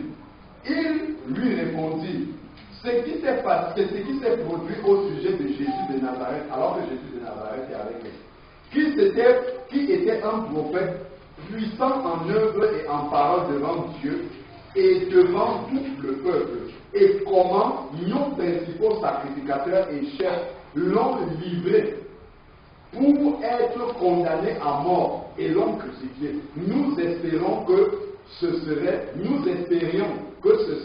lui qui délivrerait Israël. Mais avec tout cela, voici le troisième jour que ces événements se sont produits. Il est vrai que quelques femmes d'entre nous ont fort étonnés. Elles se sont rendues de bon matin au tombeau et n'ayant pas trouvé son corps, elles sont venues dire que les anges leur sont apparus et ont déclaré qu'il est vivant. Le vivant était avec eux, mais ils ne savaient pas. Quelques-uns de ceux qui étaient allés, quelques-uns de ceux qui étaient avec nous sont allés au tombeau et ils ont trouvé les choses tout comme les femmes l'avaient dit. Mais lui, ils ne l'ont pas vu. Alors, verset 25, Jésus leur dit: hommes sans intelligence. Jésus commence à leur parler après la résurrection, et donc le cœur est lent à croire tout ce qu'ont dit les prophètes. Le Christ ne devrait-il pas souffrir de la sorte et entrer dans sa gloire? Et commençant par Moïse et par tous les prophètes, il leur expliqua toutes les Écritures en ce qui le concernait. Lorsqu'il fut arrivé près du village où ils allaient, il parut vouloir aller plus loin, mais ils le pressèrent en disant: reste avec nous, car le soir approche, le jour est déjà à son déclin.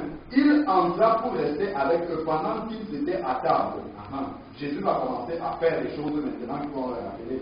Il prit du pain et dit la bénédiction, puis il le rompit et le donna, alors leurs yeux s'ouvrirent. Et il le reconnut, mais il disparut de devant eux. Pourquoi nous lisons ce texte? Parce que la nouvelle naissance, c'est la résurrection. C'est la résurrection à une vie nouvelle. Ces disciples-là ont connu Jésus-Christ quand il était vivant dans la chair, sur la chair. après la résurrection de Jésus-Christ, comme lorsque toi et moi, nous sommes nés de nouveau, nous sommes ressuscités à une vie nouvelle. Les gens qui connaissaient Jésus-Christ, ces disciples-là connaissaient Jésus-Christ dans la chair, mais ils ont revu Jésus-Christ manifester après la résurrection. De la même manière, les gens qui t'ont connu dans la chair, avec les mauvais caractères que tu avais, tu parlais mal aux gens, tu insultais les gens, tu sortais avec d'autres, tu passais le commérage là-bas à gauche, à droite. Après ta résurrection nouvelle, les gens qui t'ont connu selon la chair ne doivent plus te reconnaître. Amen. Si te reconnaître, ça veut dire que tu n'es pas ressuscité. Amen. Tu n'es pas né de nouveau. Amen. Si les gens qui t'ont connu dans la chair, toi tu parles toujours mal comme avant, tu sors toujours avec les hommes, commérage, toujours toi la même chose, on parle de toi partout, ça veut dire qu'il n'y a pas la résurrection dans ta vie. Donc quelqu'un qui est né de nouveau doit vivre. On parle du fruit digne de la repentance. Il doit vivre en nouveauté de vie. Quand on regarde sa vie, il doit avoir une transformation. Il doit avoir un changement radical. Quand tu es dans ta famille avec tes frères selon la chair, le Seigneur a dit honore ton père, ta mère, afin que tes jours se prolongent sur la terre. La manière dont tu agis, toi, en tant qu'enfant de Dieu, dans une famille où les autres ne sont pas convertis, même tes parents doivent voir la différence.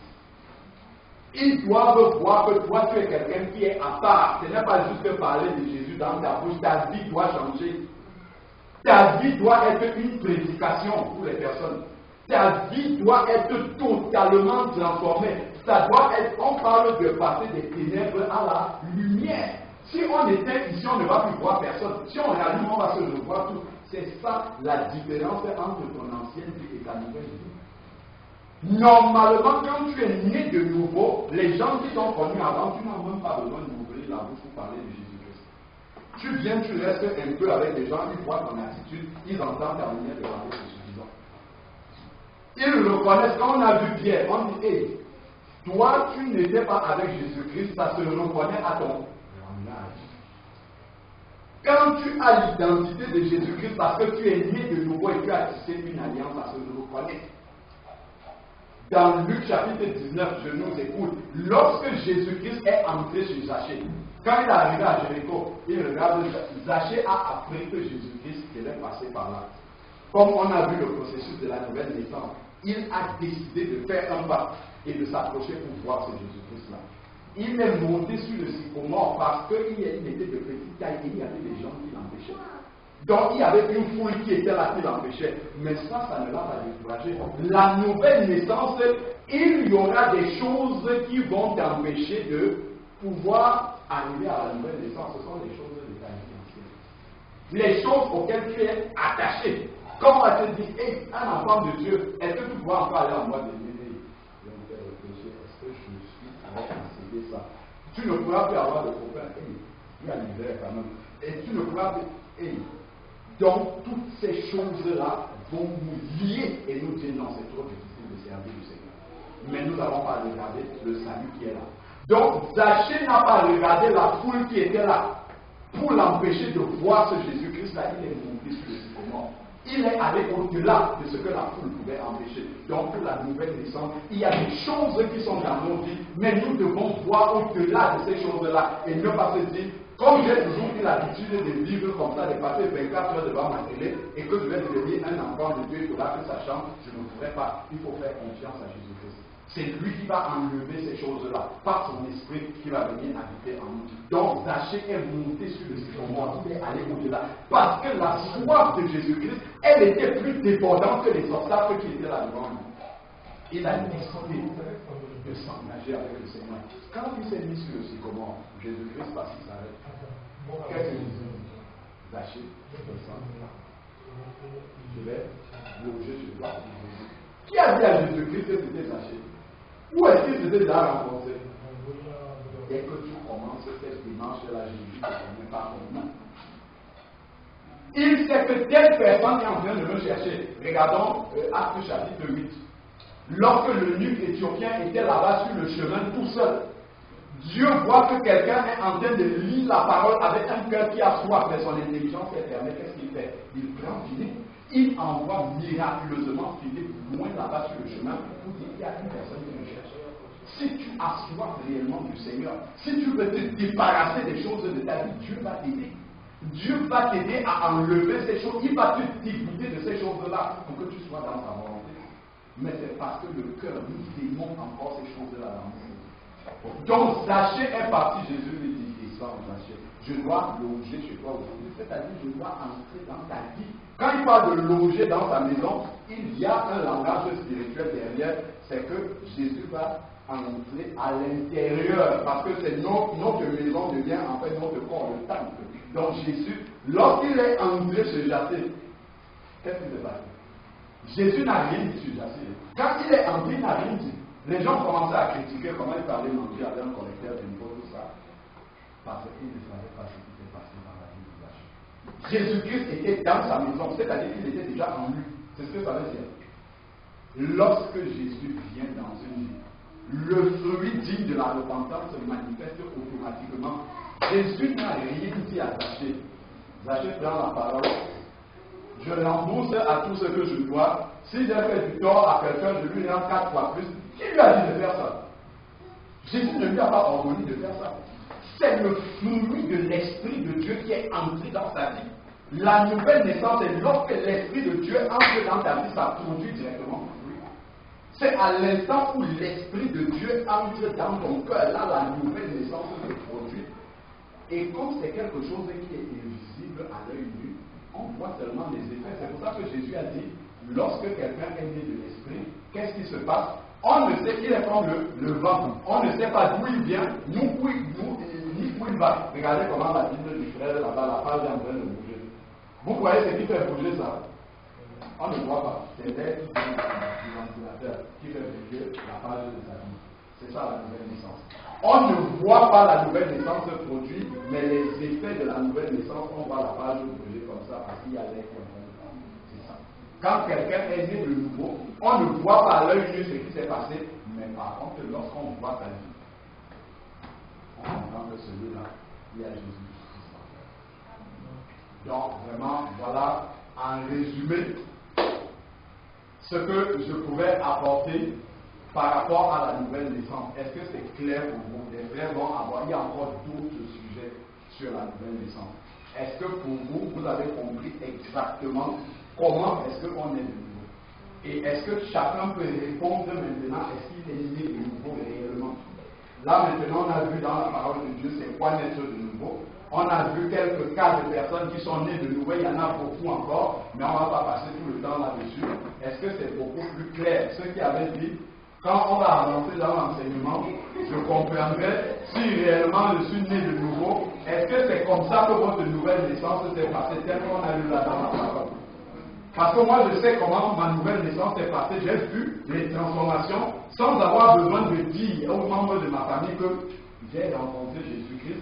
Les persécutions ont commencé parce qu'on voyait le changement, la transformation, la manière de parler, d'être, abandonner des choses que personne n'aurait pu jamais imaginer que je pouvais abandonner ces choses-là.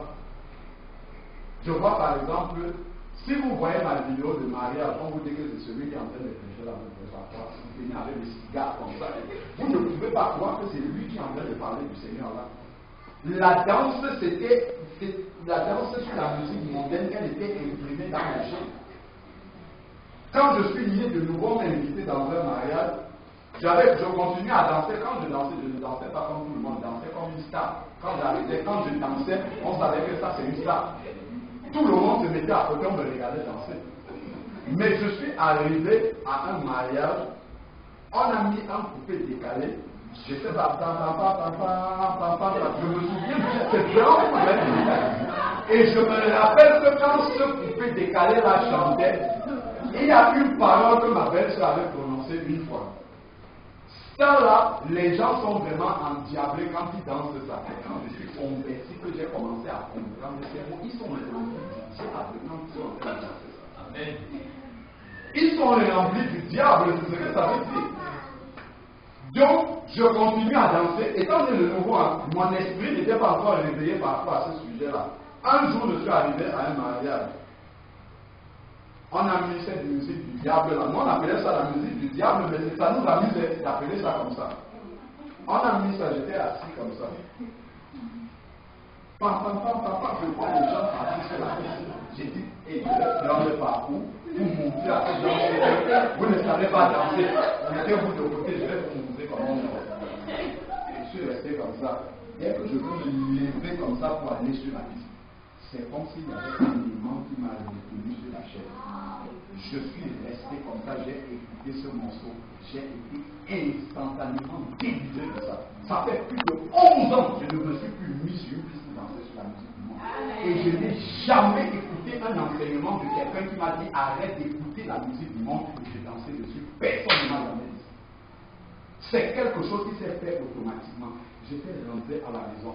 Non seulement j'écoutais la musique pour moi, mais dans ma voiture, il y avait un grand son basse comme ça. Quand je passais, tout le quartier savait qu'il y avait le passé. Là, ça pognait dedans. Bam, bam, bam, bam, bam, bam, bam. Quand j'arrivais, tout le monde le savait. J'arrivais dans les fêtes, j'aimais bien faire le DJ, je gravais les CD pour les gens comme ça. Pour moi-même, j'en avais des centaines et des centaines. Je suis arrivé chez moi comme ça, j'ai pris la sacoche de CD. Personne ne m'a dit de faire ça. C'est pour ça que moi je crois dans l'œuvre du Saint-Esprit dans la vie de quelqu'un qui veut être Christ. J'avais près de 800 CD, les films, les CD de musique, près de 500 à 800 comme ça. J'ai pris ma femme, j'ai fait ce que je suis en train de faire, je m'en vais jeter. J'ai pris comme ça, je suis allé mettre dans la poubelle, je n'ai pas eu mal au cœur. Ça fait plus de 11 ans, je n'ai plus jamais cherché ces CD-là. Ça ne m'a plus jamais manqué et Jésus a remplacé ça par la louange. Dès que tu fais le pied dans ma voiture, c'est la louange qui passe. Et j'aime tellement ça. Quand j'arrive même dans un mariage, quand j'entends une musique qui n'est pas celle de Dieu, ça fait mal à mes oreilles. C'est la rééducation que Dieu a fait. Parce que le cœur était ouvert. Le cœur était décidé. Je n'ai pas eu à l'idée. Sur mon disque dur, il y avait des gigas et des gigas de musique du monde que j'avais accumulé sur près de 10 ans pour animer les fêtes. J'ai fait supprimer dessus comme ça, sans vraiment le cœur. Je n'ai jamais regretté d'avoir fait ça. Ça, c'est l'œuvre que le Saint-Esprit peut faire dans la vie de quelqu'un qui est vraiment né de nouveau. Et il y a beaucoup de délivrances comme ça dans beaucoup de domaines. Tant que quelqu'un ne m'ait donné un ordre que fais ça, fais ceci, fais ceci. Simplement, quand tu lis la parole, ah Seigneur, donc tu mets de côté avec joie. Parce que Dieu est en train de créer. Et tu vas voir comment ta vie spirituelle va monter. C'est ce que la parole de Dieu dit. Celui qui croit en moi et qui garde mes commandements, je viendrai et je me révélerai à lui. Dieu va te faire grandir dans la révélation. Parce que quand il te révèle des choses, tu les mets en pratique. Si tu ne mets pas ça en pratique, tu vas rester un homme spirituel, tu ne vas pas évoluer. Dieu ne révèle pas sa parole à quelqu'un qui n'obéit pas. C'est vraiment important de comprendre ces choses-là. Vraiment que Dieu vous bénisse abondamment. J'espère vraiment que pour la partie qu'on a partagée, que les choses sont un peu plus claires dans notre esprit par rapport à la nouvelle licence. Est-ce qu'il y a des questions avant que les frères n'interviennent pour nous amener sur d'autres compléments sur la nouvelle naissance? Est-ce que sur cette partie-là, il y a des questions? Il y a j'ai aussi aimé les autres que j'ai fait une position depuis le temps de Dieu. Moi, c'est catholique. Je n'ai pas toujours été très d'accord, une fois que je suis grand, je vais parce que c'est connexion. Bon, c'est l'eau qu'on met. Une écho. Ce sont les bouts d'eau qu'on met sur la tête. Mais une fois aussi, plus on grandit, plus on réfléchit, je me suis dit, je me suis posé plusieurs questions et aussi j'ai retenu une chose qui avait difficile, que le baptême est enterré. Mais la question se pose, c'est on ne peut pas enterrer un mort et après on prend notre mort, on l'enterre au-dessus d'un autre mort. Donc je me dis, le baptême de Dieu et le baptême de l'immersion, tant que l'eau ne coule pas, je me dis que c'est comme si moi on baptisait là, les péchés stagnent et l'autre vient et prend mes péchés. Par exemple, c'est ça que moi je me dis. Moi je me dis, peut-être que dans la Bible, on a baptisé Jésus dans l'eau courante. Ça veut dire qu'on baptise une personne. Et Jésus en temps et dans. Ça veut dire que l'eau qui vient, elle est pure. Mais si déjà on nous baptise dans l'eau qui stagne, ça veut dire que tout reste là. Les péchés sont quittés, mais ça reste là. C'est comme notre personne, on met le lit chrétien, c'est pareil que les gouttes d'eau. Parce que les gouttes d'eau, on les met, ça revient dans le bol. Je ne sais pas si je me trompe bien.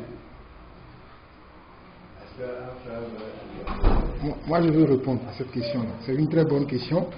On va pouvoir répondre. Parce que souvent, nous pensons des choses qui ne sont pas tout à fait vraies.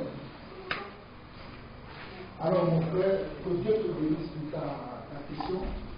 Le frère a dit que le baptême, selon Dieu, c'est qu'on doit te plonger dans l'eau et qu'on doit te sortir. En fait, dans la Bible, nous avons plusieurs séries de baptêmes qui ont été faits comme ça. C'est vrai que pour Jésus, on précise qu'il a été baptisé dans le Jourdain. Moi, je n'ai jamais été en Israël, donc je ne peux pas dire aujourd'hui comment se passe là-bas, comment c'est le Jourdain. Je rends grâce à Dieu. Et certains ont été là-bas, ils ont parlé de ça. Je sais que dans la tête de beaucoup de gens, surtout sur le sujet baptême, il y a cette question-là qui vient souvent. Nous sommes à Paris, il nous arrive des fois de baptiser les gens dans le baignoire. Il nous arrive de baptiser les gens dans les fleuves qui courent. Il nous arrive, dernièrement, on était à Nice, à minuit, on était parti à la mer de Nice pour baptiser quelqu'un. Au fait, soyons simples avec Jésus. Ce que Dieu veut nous enseigner, c'est que, comme le frère a dit que le baptême vient de l'eau, et les baptisés qui veut dire immerger la personne complètement. C'est-à-dire la personne doit complètement être immergée dans l'eau. Je ne sais pas si quelqu'un peut m'amener une bolle d'eau, je vais faire une expérience que vous puissiez voir ce que je suis. Un verre d'eau, juste un verre d'eau. C'est-à-dire c'est immerger la personne. L'immersion signifie que tu es mort à tes péchés. Et lorsque tu sors de l'eau, tu ressens une nouvelle personne. En fait, c'est un symbole. C'est un engagement, comme la Bible nous dit dans 1 Pierre 3, que le baptême est un engagement d'une bonne conscience. C'est-à-dire, lorsque tu acceptes qu'on te plonge dans l'eau, cela veut dire que tu acceptes de marcher avec Jésus-Christ. Je prends un mouchoir. Ce mouchoir, il est comme ça. C'est comme si c'était un homme. Ça, c'est l'eau. Peut-être c'est l'eau du baignoire. Imaginons, hein. Peut-être c'est la rivière, peut-être c'est même le Jourdain. Je le plonge comme ça dedans, complètement. Là, il est plongé. Lorsque je le ressors comme ça, est-ce qu'il a la même forme qu'il avait avant? Il n'a plus. Donc, il y a ça veut dire que quelque chose s'est passé. C'est spirituel. L'eau, ce n'est pas important. C'est ton âme qui est important, c'est ton corps qui est important. L'eau, ce n'est pas important. Parce que moi, je me rappelle que le jour où je me suis baptisé, je me suis bien lavé. J'ai mis tous des habits blancs. Parce qu'à l'époque, je pensais qu'il fallait s'habiller en blanc. Mais c'est sur le faisant que j'ai compris que non. Avant de me baptiser, il faut que je nettoie mon cœur. Parce que c'est dans le cœur que ça va se passer. Je bénis Dieu parce que j'avais jeûné 3 jours avant mon baptême. Parce que je voulais. Parce que moi j'aimais beaucoup Dieu. Je disais à Dieu qu'après mon baptême, je veux qu'il y ait un changement dans ma vie. Et croyez-moi, après mon baptême, il y a eu un changement dans ma vie. C'est là où Dieu a commencé à me parler. C'est là où Dieu a commencé à m'utiliser. C'est là où Dieu a commencé à ouvrir beaucoup de portes dans ma vie pour que je puisse faire ta volonté telle qu'il le veut. Donc ce que nous devons retenir pour le baptême, c'est qu'avant le baptême, comme le frère nous a bien enseigné là-dessus, il faut d'abord que je goûte la parole de Dieu.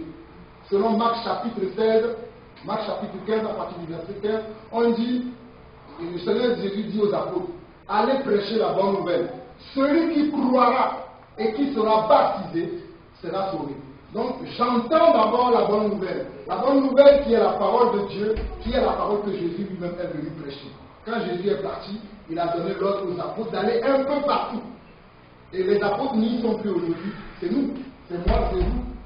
Donc quand je pousse cette parole-là, si j'y crois dessus, je dois être baptisé. Non pas, parce qu'on a vu que dans les Écritures, ce n'est pas qu'on versait une goutte d'eau sur la tête des gens, on les immergeait dans l'eau. C'est pour ça que nous aussi, nous croyons au baptême par immersion et non pas des gouttelettes d'eau sur la tête. Moi aussi j'ai reçu le baptême d'eau par gouttelette dans la religion catholique. Je m'appelle Jean-Paul parce que mon père voulait que je sois pape. Je vous dis la vérité. Lorsque j'étais petit, mon père était un grand catholique. Il m'a même enseigné la prière en latin, je connais le Notre Père en latin, je vous salue Marie en latin, parce que mon père voulait que je sois pape. C'est pour ça qu'il m'a appelé Jean-Paul. Et quand j'étais petit, beaucoup m'appelaient Jean-Paul II, parce que je suis né en 78. Et vous savez que le pape Jean-Paul II, c'est quelqu'un qui a lui son leur type là, en fait, après, je pense qu'il a commencé son règne en 80 jusqu'à, ou bien de 77 jusqu'à 86. Donc mon père voulait que je sois comme lui.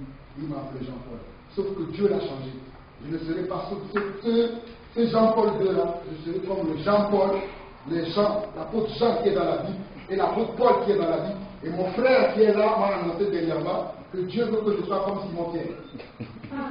Il est là, ce frère-là. On priait à Paris, il m'a dit, Dieu me dit de te dire que tu ne seras plus Jean-Paul, tu seras Simon-Pierre. Et rends grâce à Dieu. Amen. Vous voyez ce que je veux dire? Donc, Dieu fait toujours des choses dans notre vie. Mais il faut que nous ouvrons nos cœurs à accepter la volonté de Dieu. Donc, ne serons pas comme les gens qui ont des imaginations. Quand on t'a baptisé, peut-être avant qu'on ne te baptise, peut-être ce jour-là, il y a eu 3 baptêmes, 4 baptêmes, 10 baptêmes, 20 baptêmes.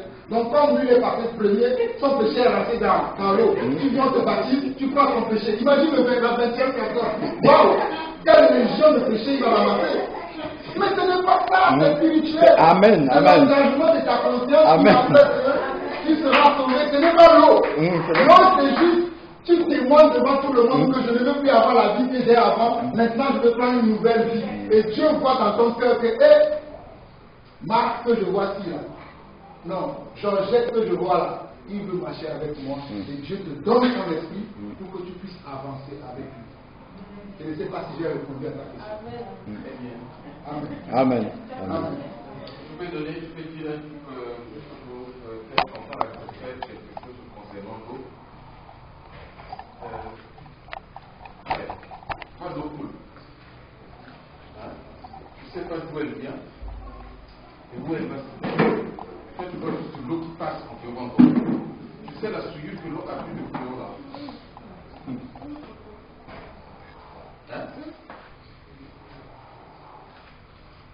Il y a un coup d'eau derrière nous. Tu ne sais pas d'où elle vient. Avec la nature actuellement, l'eau peut être souillée de terre. Mais du moment où on arrive, on prie, Dieu sanctifie, on se lève dans l'amour dans laquelle on va plonger quelqu'un. Dieu prépare les conditions. Donc, une fois que toi tu arrives, déjà Dieu a préparé. Donc, quand tu es plongé dans l'eau, tu ne sors plus. Donc, c'est-à-dire que l'eau va prendre ce qui était en toi, et toi tu vas prendre ce qui est dans l'eau. Parce que sinon, quand tu rentres, on va dire que notre affaire a suivi que l'eau a pris depuis là-bas. Est-ce que tu comprends? Même si elle coule. Au Sénat, du moment, il y a des endroits où des usines jettent les déchets dans l'eau. Mais depuis là-bas, les déchets qu'on a jetés. Et toi, quand tu arrives, tu plantes, tu ne prends pas ces déchets-là. Je ne sais pas si je me fais comprendre. Donc, nous, c'est spirituellement que les choses se passent. Ce n'est pas le physique. Donc, quand tu rentres, toi, c'est parti. Une autre personne aussi vient, c'est-à-dire que le Seigneur dispose. Donc ici en France, le Père l'a bien enseigné tout à l'heure. Il a dit les choses ne les voyons pas charnellement, physiquement, mais voyons-le spirituellement. La transformation, elle est dans le spirituel d'abord et puis elle se manifeste dans le physique par les actes que nous allons penser après. Donc, spirituellement, je suis déjà préparé. Tu sais que moi, dans mon cœur, là, je vais dans l'eau, je tombe là, le Seigneur va me transformer. Je dis, je laisse tout dans cette eau. Et quand je sors, je suis une nouvelle créature. Et qu'à partir de là, dans ton cœur, tu verras que maintenant la transformation va commencer à. Et Jésus, quand il arriva, pour qu'il soit baptisé par Jean-Baptiste, c'était le seul qu'on avait baptisé. Il y en avait d'autres personnes qu'on avait baptisées. Et Jésus vient après. Voilà pourquoi Jean-Baptiste voit, en voyant Jésus, il dit, voici. Hein? Celui dont je ne suis pas capable de délier. Il était déjà dans l'eau, il était en train déjà de baptiser. Donc Jésus vient après. Et Jésus, est-ce qu'il a pris le péché ou bien le déchet qu'il y avait? Non. Et la parole de Dieu nous dit, quand il est sorti, le Saint-Esprit est descendu. Il s'est posé. Donc la sainteté était déjà là. Hein, mon frère? Donc, je pense que non, parce que moi, il y a déjà 2-3 personnes qu'on a plongé. Si on me plonge, je vais prendre leur péché. Non, mon frère, c'est que ton cœur n'a pas encore compris. Non, je dis seulement, c'est pas toi. Mais on peut nous parler comme ça. Le c'est que moi, dans ma tête, c'est que naître de nouveau, c'est ta conscience. Il suffit qu'on accepte Jésus comme le Seigneur et Sauveur et qu'on fait sa volonté. C'est pas forcément l'eau, c'est le geste. Mais c'est ce que tu acceptes, parce qu'on peut te baptiser, que ce soit une eau courante ou une eau fiscale, mais tu ne changes pas. Mais par contre, celui qui n'a même pas touché l'eau, avec sa conscience, peut changer. Donc, moi, je me disais que naître de nouveau, c'est avoir sa conscience, accepter, accepter d'avoir la parole de Dieu. Donc, à la fin, si je comprends bien, effectivement, si je suis passé catholique et que j'ai cette conscience, je suis né de nouveau.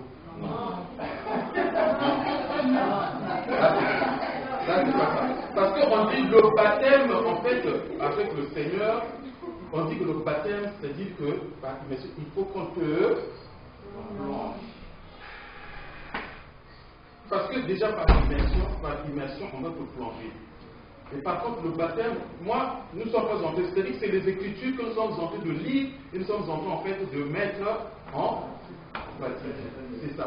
Mais nulle part, comme le frère a enseigné, nulle part dans la Bible, on a dit qu'on a mis le bouche d'œuf sur quelqu'un. Tous les baptêmes qu'il y a dans la Bible, c'est par immersion. Donc, on te change. Donc, toi, si tu crois que personne n'a mis de l'eau sur toi et que vraiment, tu es né de nouveau, bon, mon frère, ça, c'est toi qui le dis. Mais moi, la Bible nous dit aujourd'hui, moi, personnellement, une fois que ton cœur a résolu, aujourd'hui, moi, vraiment,